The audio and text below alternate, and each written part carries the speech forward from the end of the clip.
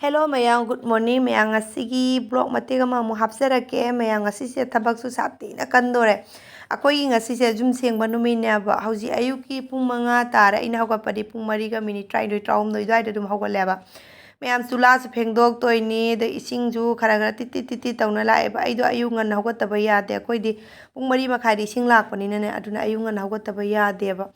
Ada sina akoigi ising lonbado khujai se maning musalle sisu tak toy mi duka ki maya akoi ising je kayam likna lai ung smai titi tawna lakpa se asigi sinai drum da hejalaga ne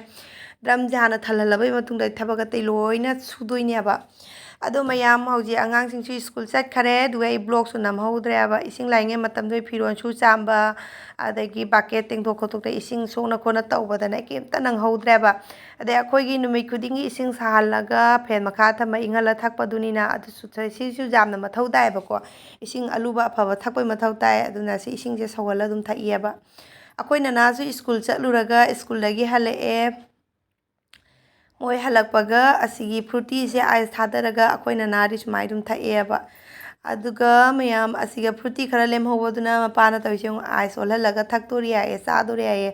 angang ju pambanina do mapa sum chapana khare angang singa mayam hojikna koi nudin matam sanda wairam se si se big bazar je hoiti smart bazar da ne ba smart bazar da la e aduga mayam sigi gari parking se night duty da ba kangbu nai ba swai gi smart bazar gi gari parking je bhut lai ye gamra ase maki bhut ongna ba misu yawra mare ba adu aidi adugi powder taru ba dagi swai mafam jiga I tomta lai hoba se jam thina ki ya ba I lai su lai ti ya ba ko ya mai singa si big bazar chakani smart bazar chakani khangde da da la ini akoi che mangi macha nu pa gi ne che ma sign to ba lak pa che du budi na an ma mong la tha re ba to ba sign to ba da ba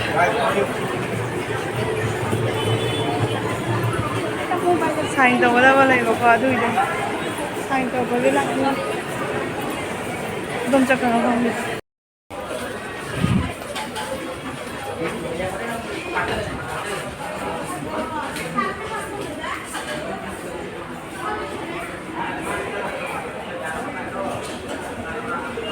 asigi ne metro siga laiba asiga sangaga sign tawdoi pesang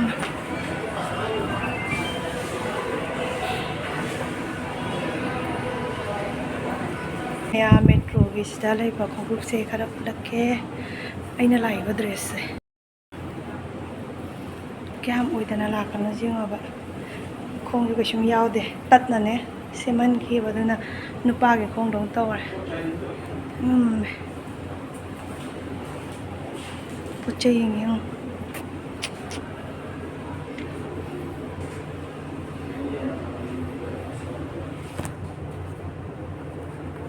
cao ấy mà mình niệm tang này rồi mà mình cài thế thì nó không để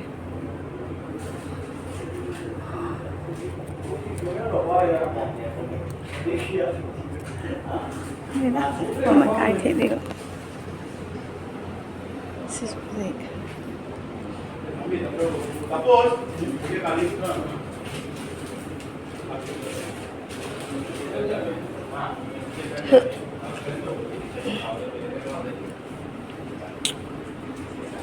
apa makalo ai gift tau thotoi ne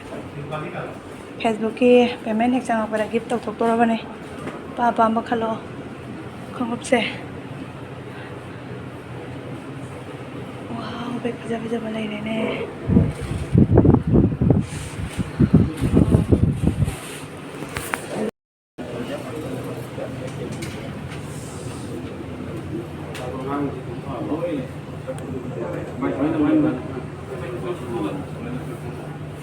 KHUBI ga lausali do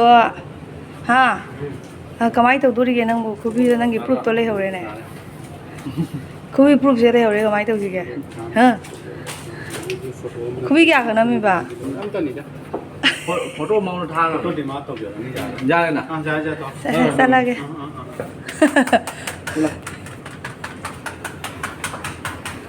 ye mang lai ba phibam ji jong akoi siga changani khangde siga changani khangde ba da Aktada koi chema macha nu pa da ma ki che ma sign to da lai ba adu phat auna dum changa ba ne big bazar manung da ni big bazar ni smart bazar ole Smart Bazar manungda sigi metro diane lai.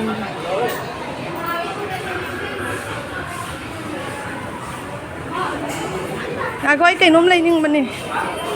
Akoi hanjare. Big Bazar da laga. Big Bazar da mahai ba. Smart Bazar da laga. Pora bo lai dangai halak pa ai dong asi mangai. Halle hoje. Angangi lari lo bolak punya apa tu sida lari.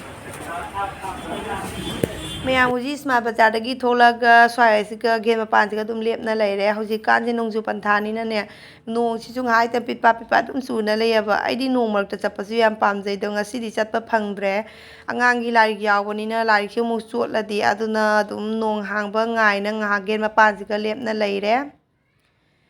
aduga mayam asina mathangi numiki blog ni aba mathangi ayuk tagina nungdin phabagi blog te namja haudre blog number se hekta kaw thui aba nungsa ka sabani na ne adu mayam aidi jang su khara kangsen ba dumain tawbane aigi jang kang batara dine mit mapan ta hana pale ba mi khwai na mayang kang haksang da hana kangsel lei duga aidi mai da hana kangselak bane aba ado mayang asi se akoi ki nga tang ba numine ayuk tadi sora loigre nungdin je numidang se nga tang doini hauji se akoi muni tuition lawa Vivekananda road ta lakpani aba aduga dunga ju mata sare aina laugrani aduga mayam asigi se sangom ne aba local sangom ni Vivekananda road ki sotro number gali ki hek point dane local sangom zone bane liter da lupa marfu pi bane aina half liter khar laure aba ko lupa nipu gi aduga paneer ju bane ma ki duga aidi ma ki paneer do